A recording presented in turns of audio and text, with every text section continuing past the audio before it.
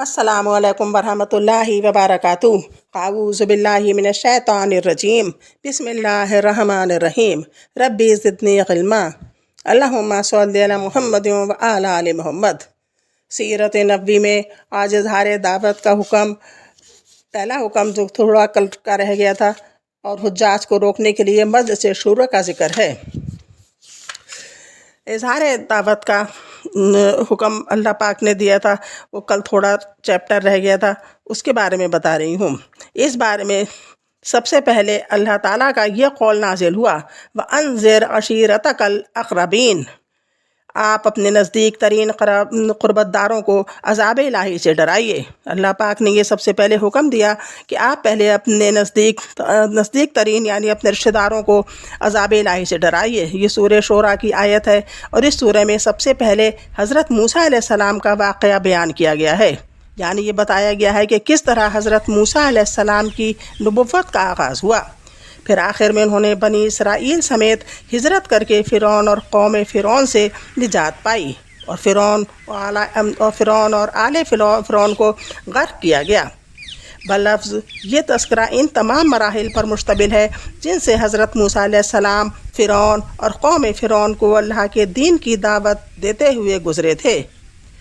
جب رسول اللہ صلی اللہ علیہ وآلہ وسلم کو اپنی قوم کے اندر کھل کر تبلیغ کرنے کا حکم دیا گیا، تو اس موقع پر حضرت موسیٰ علیہ السلام کے واقعے کی یہ تفصیل اس لیے بیان کر دی گئی تاکہ کھلم کھلا دعوت دینے کے بعد جس طرح کی تکذیب یعنی لوگوں کا انکار اور ظلم و زیادتی سامنے آئے گی، وہ اس کو دھیان میں رکھیں، موسیٰ علیہ السلام کی اس واقعے کو دھیان میں رکھیں۔ تکذیب اور ظلم و زیادتی سے سابقہ پیش آنے والا تھا۔ اس کا ایک نمونہ آپ صلی اللہ علیہ وآلہ وسلم اور صحابہ اکرام کے نزدیک سامنے موجود ہے۔ انہوں نے دکھا دیا، محمد صلی اللہ علیہ وسلم کو اللہ تعالیٰ نے موسیٰ علیہ السلام کا ذکر کر کے کہ ان کو جتنی تکلیفیں اور ظلم و زیادتیاں سہنا پڑی تھیں، آپ بھی تیار رہیے۔ دوسری طرف اس سورے میں پیغمبروں کو جھٹلانے والی اقوام مثلاً فرعون اور قوم فرعون کے علاوہ قوم نوح، عاد، سمود، قوم ابراہیم، قوم لوط اور اصحاب لائکہ کے انجام کا بھی ذکر ہے۔ اس کا مقصد غالباً یہ ہے کہ جو لوگ آپ کو جھٹلائیں، انہیں معلوم ہو جائے کہ تکذیب پر اصرار کی صورت میں ان کا انجام کیا ہونے والا ہے۔ یعنی اگر محمد صلی اللہ علیہ وسلم کو جھٹلائیں گے، ان کا انکار کریں گے، تو ان کا انجام کیا ہوگا، اور وہ اللہ تعالیٰ کی طرف سے کس قسم کے مواقع سے دوچار ہوں گے، کون کون سے ان کے اوپر اللہ تعالیٰ کا عذاب نازل ہوگا۔ نیز اہل ایمان کو معلوم ہو جائے کہ اچھا انجام انہی کا ہوگا، جھٹلانے والوں کا نہیں۔ قرابت داروں میں تبلیغ۔ بہرحال اس آیت کے نزول کے بعد نبی صلی اللہ علیہ وآلہ وسلم نے پہلا کام یہ کیا کہ بنی ہاشم کو جمع کیا، ان کے ساتھ بنی مطلب بن عبد مناف کی بھی ایک جماعت تھی۔ کل 45 آدمی تھے، لیکن ابو لہب نے بات رپک لی اور بولا، دیکھو یہ تمہارے چچا اور چچیرے بھائی ہیں، بات کرو لیکن نادانی چھوڑ دو، اور یہ سمجھ لو کہ تمہارا خاندان سارے عرب سے مقابلے کی تاب نہیں رکھتا، اور میں سب سے زیادہ حقدار ہوں کہ تمہیں پکڑ لوں، بس تمہارے لیے تمہارے باپ کا خاندان ہی کافی ہے، اور اگر تم اپنی بات پر قائم رہے تو یہ بہت آسان ہوگا کہ قریش کے سارے قبائل تم پر ٹوٹ پڑیں، اور بقیہ عرب بھی ان کی امداد کریں۔ پھر میں نہیں جانتا کہ کوئی شخص اپنے باپ کے خاندانوں کے لیے تم سے بڑھ کر شر اور تباہی کا باعث ہوگا، یعنی سب اپنے خاندان کی عزت کو بچانے کے لیے تم سے لڑ پڑیں گے۔ اس پر نبی صلی اللہ علیہ وآلہ وسلم نے خاموشی اختیار کر لی اور اس مجلس میں کوئی گفتگو نہ کی۔ اس کے بعد آپ صلی اللہ علیہ وآلہ وسلم نے انہیں دوبارہ جمع کیا اور ارشاد فرمایا، ساری حمد اللہ کے لیے ہے، میں اس کی حمد کرتا ہوں اور اس سے مدد چاہتا ہوں، اس پر ایمان رکھتا ہوں، اسی پر بھروسہ کرتا ہوں، اور گواہی دیتا ہوں کہ اللہ کے سوا کوئی لاحق عبادت نہیں، اللہ کے سوا کوئی لائق عبادت نہیں، وہ تنہا ہے، اس کا کوئی شریک نہیں۔ پھر آپ صلی اللہ علیہ وآلہ وسلم نے فرمایا، رہنما اپنے گھر کے لوگوں سے جھوٹ نہیں بول سکتا، اس خدا کی قسم جس کے سوا کوئی معبود نہیں، میں تمہاری طرف خصوصاً اور لوگوں کی طرف عموماً اللہ کا رسول فرستادہ ہوں، بخدا تم لوگ اسی طرح موت سے دوچار ہوگے جیسے سو جاتے ہو، اور اسی طرح اٹھائے جاؤ گے جیسے سو کر جاگتے ہو، پھر جو کچھ تم کرتے ہو اس کا تم سے حساب لیا جائے گا۔ اس کے بعد یا تو ہمیشہ کے لیے جنت ہے یا ہمیشہ کے لیے جہنم۔ اس پر ابو طالب نے کہا، نہ پوچھو، ہمیں تمہاری معاونت کس قدر پسند ہے۔ یعنی ابو طالب کو ان کا یہ سب بہت پسند آیا، بہت پسند آئی ان کی ساری باتیں۔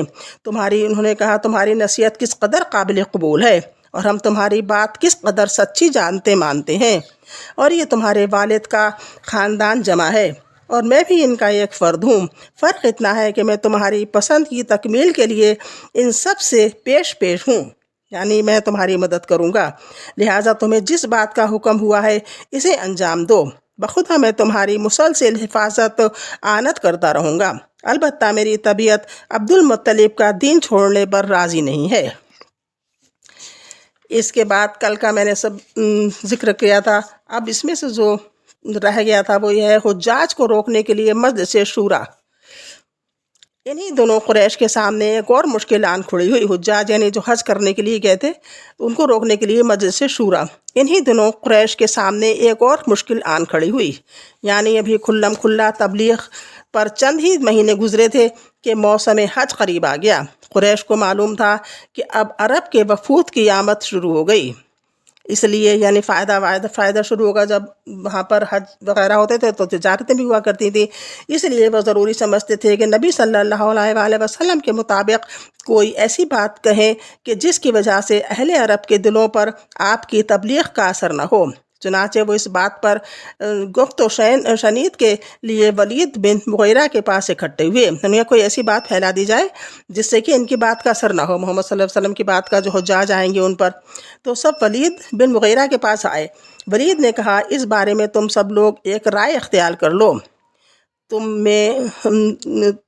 میں باہم کوئی اختلاف نہیں ہونا چاہیے، یعنی ایک رائے پر ہی سب لوگ رہیں، تم لوگ جو ان کے خلاف ہو۔ تو انہوں نے کہا کہ تم لوگ سب ایک ہی رائے اختیار کر لو، کوئی اختلاف نہ ہو کہ خود تمہارا ہی ایک آدمی دوسرے آدمی کی تکذیب کر دے، ایسا نہ ہو کہ تمہارے میں سے ہی ایک آدمی کو دوسرا آدمی انکار کر رہا ہے، سب ایک رائے میں ہوں گے تو فائدہ ہی ہوگا، اور ایک کی بات دوسرے کی بات کو کاٹ دے۔ لوگوں نے کہا، آپ ہی کہیے۔ اس نے کہا، نہیں، تم لوگ کہو، میں سنوں گا۔ اس پر چند لوگوں نے کہا، ہم کہیں گے وہ کاہن ہے۔ ولید نے کہا، نہیں، بخدا وہ کاہن نہیں ہے، ہم نے کاہنوں کو دیکھا ہے، اس شخص کے اندر نہ کاہنوں جیسی گنگناہٹ ہے، نہ اس کے جیسی قافیہ گوئی، یعنی کوئی وہ بڑھ چڑھ کر باتیں نہیں کرتا۔ اس پر لوگوں نے کہا، تب ہم کہیں گے کہ وہ پاگل ہے۔ ولید نے کہا، نہیں، وہ پاگل بھی نہیں ہے، ہم نے پاگل بھی دیکھا ہے، اور اس کی کیفیت بھی، اس شخص کے اندر نہ پاگلوں جیسی دم گھٹنے کی کیفیت ہے اور الٹی سیدھی حرکتیں بھی نہیں ہیں، اور نہ اس کے جیسی بہکی باتیں ہیں۔ لوگوں نے کہا، تب ہم کہیں گے کہ وہ شاعر ہے۔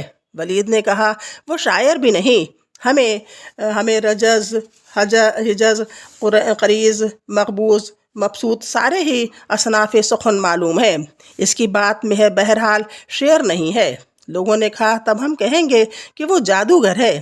ولید نے کہا، یہ شخص جادوگر بھی نہیں، ہم نے جادوگر اور ان کا جادو بھی دیکھا ہے، یہ شخص نہ تو ان کی طرح جھاڑ پھونک کرتا ہے، نہ گرہ لگاتا ہے۔ لوگوں نے کہا، تب ہم کیا کہیں گے؟ ولید نے کہا، خدا کی قسم، اس کی بات بڑی شیریں ہے، اس کی جڑ پائیدار ہے اور اس کی شاخ پھلدار، تم جو بات بھی کہو گے لوگ اسے باطل یا جھوٹا ہی سمجھیں گے، البتہ اس کے بارے میں سب سے مناسب بات یہ کہہ سکتے ہو کہ وہ جادوگر ہے۔ اس نے کہا، ایسا کلام پیش کیا ہے جو جادو ہے، اس سے باپ بیٹے، بھائی بھائی، شوہر بیوی اور کنبے قبیلے میں پھوٹ پڑ جاتی ہے۔ بالآخر لوگ اسی تجویز پر متفق ہو کر وہاں سے رخصت ہوئے، یعنی یہ بنا لیا انہوں نے اپنا رائے کہ سب اس کو جادوگر کہیں گے، محمد صلی اللہ علیہ وسلم کو جادوگر کہیں گے، نعوذ باللہ۔ بعض روایات میں یہ تفصیل بھی مذکور ہے کہ جب ولید نے لوگوں کی ساری تجویزیں رد کر دیں تو لوگوں نے کہا کہ پھر آپ ہی اپنی بے داغ رائے سے بتائیے، کہ آپ ہی اپنی بے داغ رائے پیش کیجئے۔ اس پر ولید نے کہا، ذرا سوچ لینے دو۔ اس کے بعد وہ سوچتا رہا یہاں تک کہ اپنی مذکورہ بالا رائے ظاہر کی۔ تو اب اس نے کہا کہ ان کو پاگل ہی بتا دیا جائے۔ اسی معاملے میں ولید کے متعلق سورہ مدثر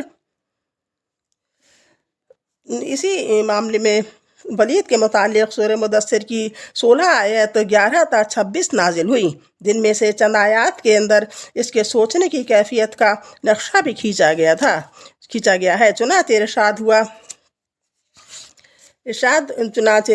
ہوا، اس کا مطلب ہے اس نے سوچا اور اندازہ لگایا۔ وہ غارت ہو، اس نے کیسا اندازہ لگایا۔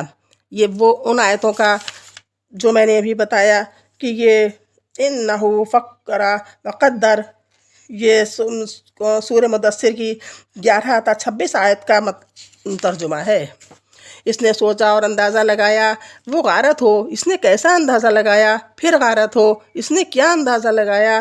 پھر نظر دوڑائی، پھر پیشانی سکیڑی اور منہ بسورا، پھر پلٹا اور تکبر کیا۔ آخرکار کہا کہ یہ نرالا جادو ہے جو پہلے سے نقل ہوتا آ رہا ہے، یہ محض انسان کا کلام ہے۔ بہرحال یہ قرارداد طے ہو پا چکی تو اسے جامع عمل پہنانے کی کارروائی شروع ہوئی۔ کچھ کفار مکہ حج کے مختلف راستوں پر بیٹھ گئے اور وہاں سے ہر گزرنے والے کو آپ صلی اللہ علیہ وآلہ وسلم کے خطرے سے آگاہ کرتے ہوئے آپ صلی اللہ علیہ وآلہ وسلم کے متعلق تفصیلات بتانے لگے۔ اس کام میں سب سے زیادہ پیش ابو لہب تھا۔ وہ حج کے ایام میں لوگوں کے ڈیروں پر جمع ہوتا، مجنہ اور ذوالمجاز کے بازاروں میں وہ حج کے دنوں میں لوگوں کے ڈیروں پر جاتا اور بازاروں میں آپ صلی اللہ علیہ وسلم کے پیچھے پیچھے لگا رہتا۔ آپ صلی اللہ علیہ وآلہ وسلم اللہ کے دین کی تبلیغ کرتے اور ابو لہب پیچھے پیچھے یہ کہتا کہ اس کی بات نہ ماننا جھوٹا بد دین ہے۔ اس دوڑ دھوپ کا نتیجہ یہ ہوا کہ لوگ اس حج سے اپنے گھروں کو واپس ہوئے تو ان کے علم میں یہ بات آ چکی تھی کہ آپ صلی اللہ علیہ وآلہ وسلم نے دعویٰ نبوت کیا ہے، اور یوں ان کے ذریعے پورے دیار عرب میں آپ صلی اللہ علیہ وآلہ وسلم کا چرچا پھیل گیا۔ آج بس اتنا ہی، انشاءاللہ کل محاذ آرائی کے مختلف انداز اس کا ذکر ہوگا۔ اللہ حافظ، السلام علیکم۔